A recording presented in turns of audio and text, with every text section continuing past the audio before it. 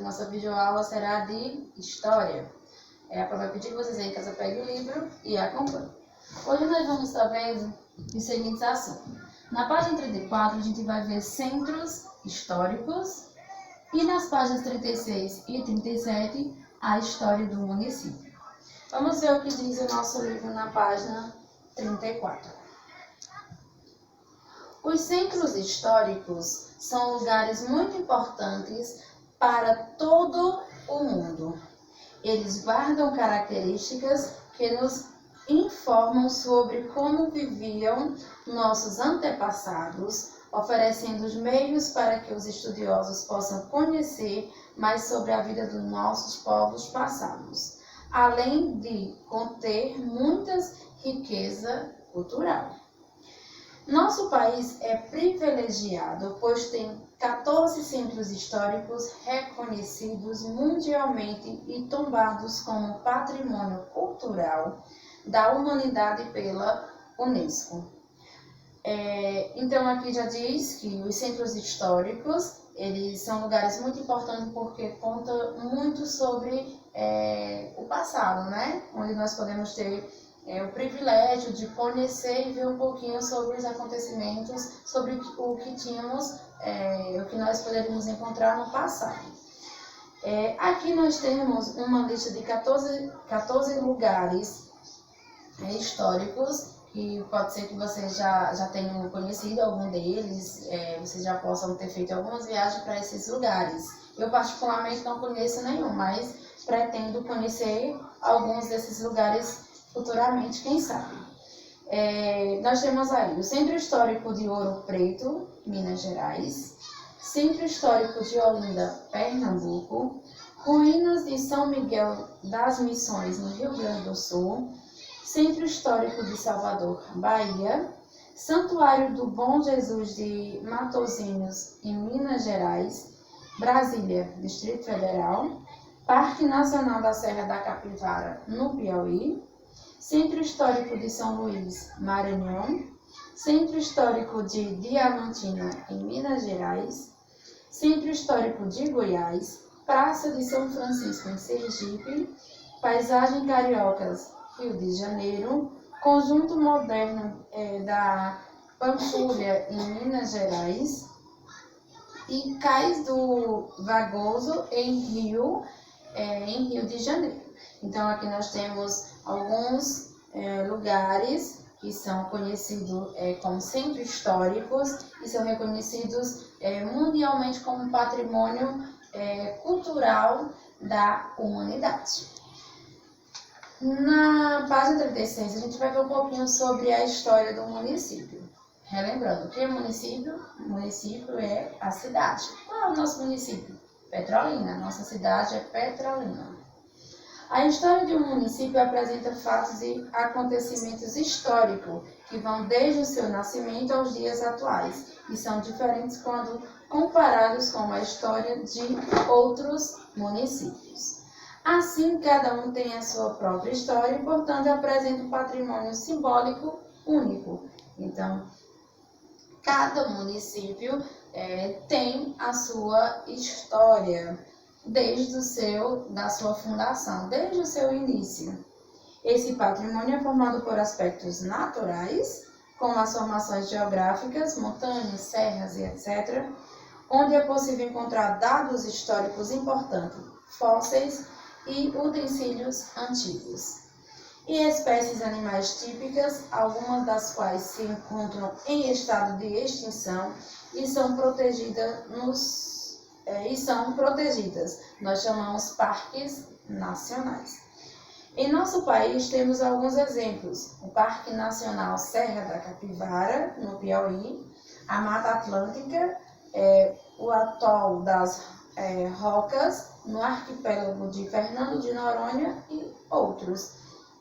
Então, extinção é o que está sendo ameaçado, que pode deixar de existir, e os parques de reserva são lugares que preservam, que cuidam dessas, ou vegetais, plantações ou animais, para que eles não venham entrar totalmente em extinção. Fernando de Noronha e Mata Atlântica, nós temos aí duas imagens que mostram esses belos lugares, que são onde nós encontramos uma área de elementos naturais. Há também os bens sociais construídos como os eventos marcantes na história de um município, o nome de sua fundação, revoluções, assinaturas de tratados importantes, locais considerados como sítios históricos por guardarem residências de um período muito antigo, além dos costumes e tradições de um determinado povoado, de importância simbólica muito grande. Por esse motivo, devem ser protegidos e valorizados por todos. Um conjunto de todos esses bens compõe o patrimônio cultural. Assim, o patrimônio cultural ele pode ser de material tocável ou imaterial, intocável. Ou seja, vamos supor que estamos falando sobre um museu. Em um museu existem alguns objetos que não podem ser tocados, porque muito contato de pessoas, ele pode vir a desgastar. E outros que podem ser tocados.